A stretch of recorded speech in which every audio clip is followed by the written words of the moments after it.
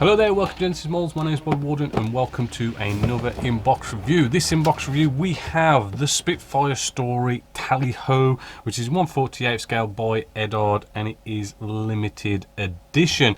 Now, if you remember, about a month or so ago, we did go off and do the Spitfire Story The Few. Now, this was the Mark 1. This one here is the Mark 2. Later on, we're going to sort of have a look what the difference is, because I think they are basically the same sprue, but I'm not quite sure exactly the differences yet. So let's open this up and take a look. Well, first off, the box art, again, looking pretty nice and snazzy. Around the side, we do have all these lovely markings along here, which is 10 in total, so a lot of marking. So let's take a look inside. This is a kit that is new tooled in 2020. It is on the Genesis Models store for £51.48, so a little bit off the RRP there. Now, what you got to remember is this is a duo kit as well, so we do have two Spitfire Mk.IIs in here. So first off, we have doubled the sprue, so just remember everything's going to be doubled up because this is a duo, and then we jump straight into our surface detail, which, just like the Mark 1, I am seeing a load of that absolutely sublime next generation surface detail. Lovely recessed panel lines, lovely recessed rivets, all those tiny little rivets that you see in between the panel lines, absolutely gorgeous. As well as it does wrap around that 90-degree angle, and we've still got that lovely detail. I am even feeling some raised rivet work as well where it's due, right? And we got the same on the opposite side as well. Lovely surface detail on the interior. We've got a little bit of rib work just there with the cockpit section. Then we move to our actual surface detail on our wing sections, which again, absolutely sublime, lovely, beautiful next generation surface detail, both top and bottom. Right, you just cannot beat this surface detail, which is what I absolutely love about Eduard. On the underside, yes, we've got a little bit of rib work just in there, not majorly detailed, but you know, there's a bit of stuff going on there. Really nice smooth plastic detail. Our next set of sprues, we have a few little bits and bobs just here with several different propellers, about 3 of them. We have 3 different types of exhaust, if we can just focus. As you can see, that's probably going to be, I'm guessing at the moment, the main difference between the Mark 1 and the Mark 2, right? As well as stuff like ailerons and tail sections and stuff. We do have lovely detail in our cockpit section just here, and a few other little odds and sods there. We do have with this one a sort of a load of figures with this, as you can see. Looking a little bit sort of closer, we can see, let's get some faces. Always good to look at some faces. From our faces, you can see eyes, mouth, nose, you know, nicely clear, clearly showing you the faces, as well as we have a load of detail with fabrics and all sorts of kit that they've got on there, and their boots, right? Loads going on there. I'm not sure how many crew we've got there, probably about 6 by the looks of it, but the instructions will show more detail. We then have our next sprue, and on this sprue we have again another propeller, well, 2 propellers on here, so like we've got about 5 different propellers in this kit, which is probably where they could probably get away with doing the Mark 1 and Mark 2, I'm guessing, but I'll look at the instructions. All sorts of kind of cockpit detail, lovely, showing off our sort of rib work there, and more sort of detail for the cockpit area. As you can see just there, we've got our seat as well, looking all nice and crisp and clean, and all sorts of little bits of detail that's going to go in there as well. What else have we got? A little bit, oh, here we go. Then we have our instrument display panels, which hopefully you can see. We have the, you know, the ones that we can paint, and then there's the ones that we can actually put the photo etch on and stuff, so we don't have to sand down all this detail. Just makes things a nice bit easier and nicer to do, as well as we do have some detail with our wheel wells just here. You can't quite tell, but there is like raised, yeah, it is raised rivets in there, hopefully, as you can see there, and all the plastics just looking really nice and clean and crisp. And then we have our cockpit, right, which again, loads and loads of cockpits, right. And here we go. Ooh, there we go, that one's just popped up, but we got like the bubble top just here, as well as the normal ones, and loads of different ones, right, so as we can do all sorts of different marks by the looks of it. But yeah, I mean, looking at it to the light, you know, it is looking really sort of crisp, no sort of cobweb effects, really sort of shiny, not really got to do much work in polishing it up potentially, all looking good. So let's take a look at our instructions.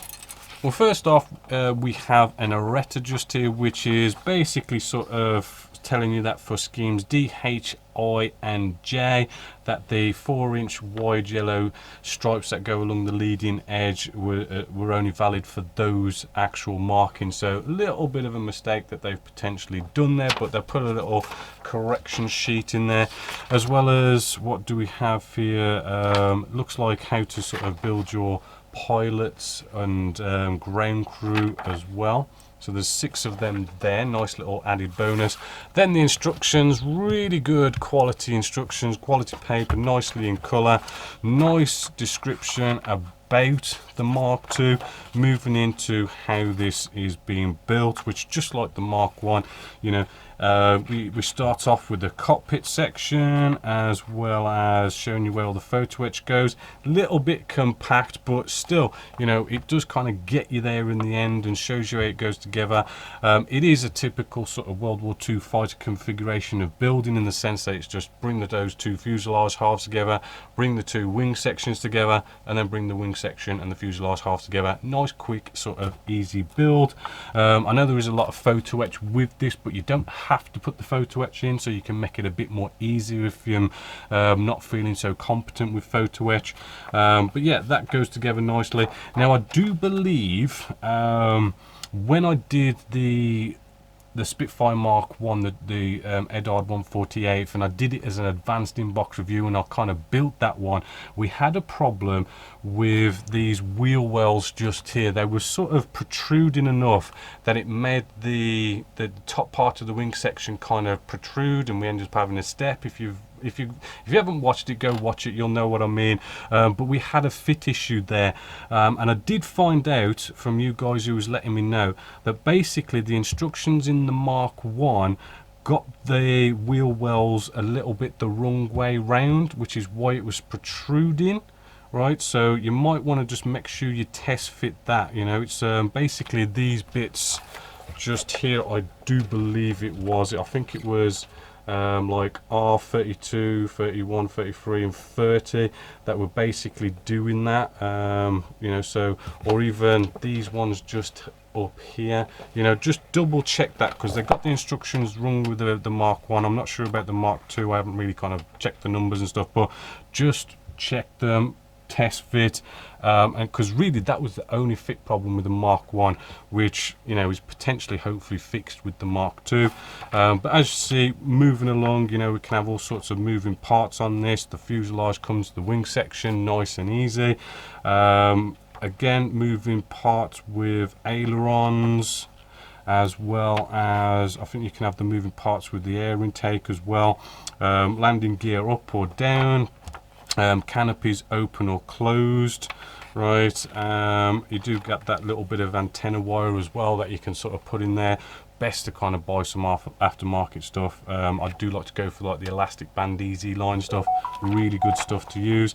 You do get canopy masks with this, and it shows you how to put them on. You do get them for the wheels as well, which is a bonus for some people who don't like painting wheels. Then we have all our markings, which there are, as I say, 10 markings, so we'll quickly flick through them. We have the ones with the black on the underside, which is cool. We even have the sort of the new sort of camo scheme, as well as the brown and green ones as well, which is also good. but I'll just quickly skip through them. You can click pause if you want to sort of focus in on these and check them a bit better. But there you go, 10 markings. Then we have our stencils. Oh, and then obviously it looks like they're going to do a bunch of releases for the Mk.II as well, which is what I also like about Eduard, because they deal in aftermarket parts so much. When they release these kind of kits, they also release a bunch of cool aftermarket parts to go with them as well, which then brings us to the other things we get in this. Obviously it's Eduard, so we do get a nice bit of photo etch, which, you know, we've got all these nice instrument display panels and seat belts and all those goodies to go in our cockpit area. And we've got 2 of them because it's a duo pack, as well as canopy masks. You know, doesn't pick up very well on camera, but they are there.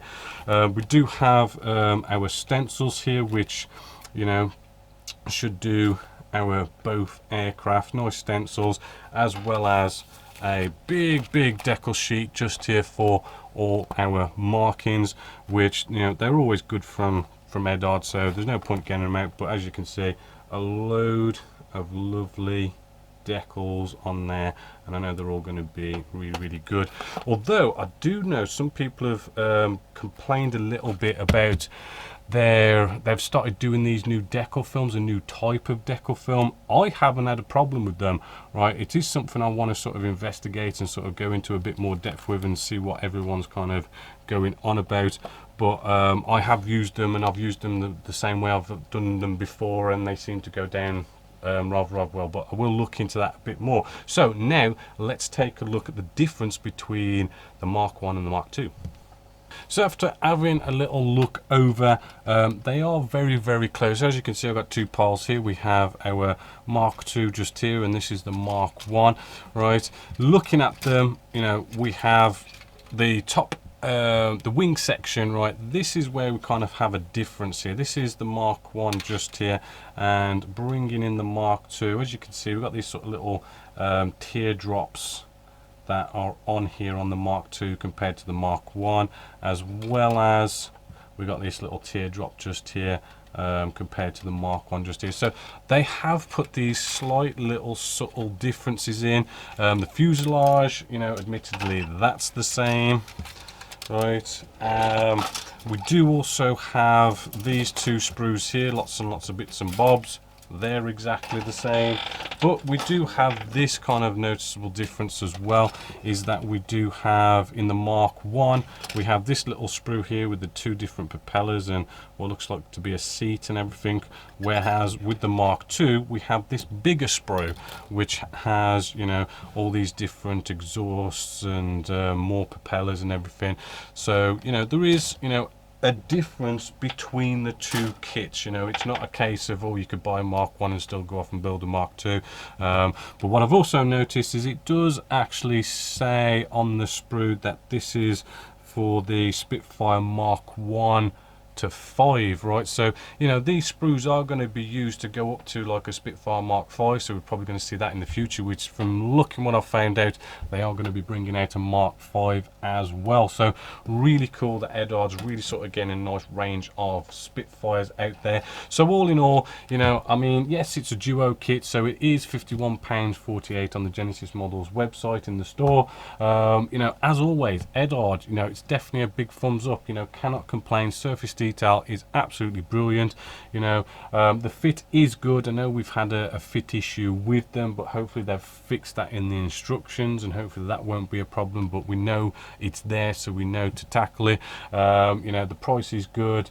The detail is absolutely fantastic. You get loads and loads of markings. I mean, 10 markings, you know, cannot grumble at that. You do get all these extra sort of ground crew and pilots and stuff with this Tally Ho kit, and look forward to them bringing out the Mk.V as well. So definitely a big thumbs up and definitely well recommended. But as always, until next time, my name is Bobby Waldron. This is Genesis Models, and I hope you've enjoyed.